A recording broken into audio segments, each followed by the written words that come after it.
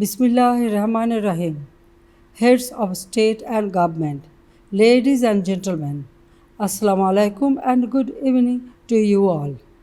This year, Bangladesh faced recurrent flooding along with two cyclones that damaged crops and habitats and affected people's livelihood amid COVID-19 pandemic.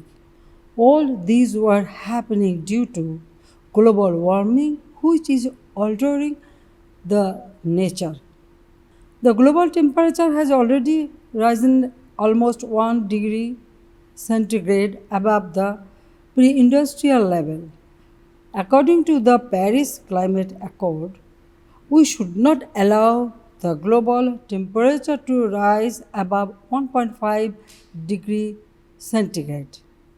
However, as per the current prediction, the temperature could even rise by more than 4.5 degrees Celsius by the end of this century, making the Earth completely not fit to live if immediate remedial actions are not taken.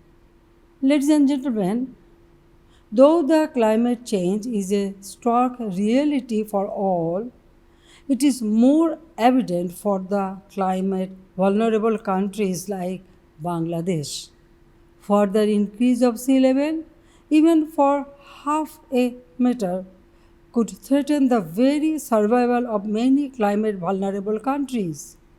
Considering global high risks, our national parliament declared a planetary emergency and called upon the world to work on a war footing to stop climate change.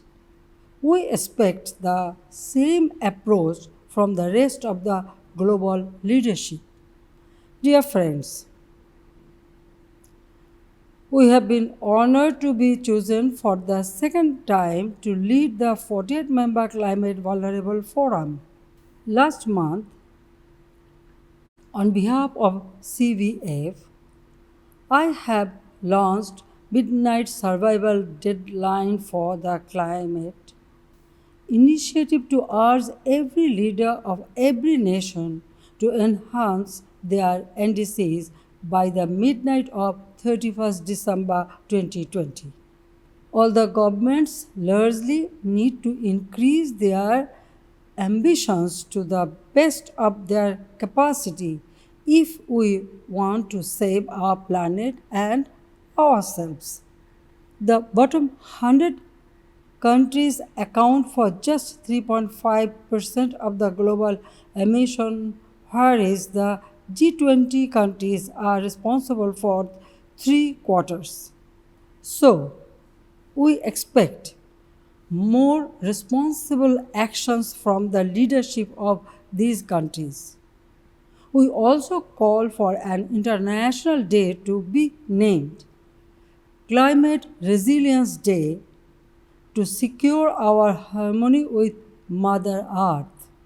Excellencies, to save life and precious resources, the global leadership must take bold decisions to reduce carbon emission.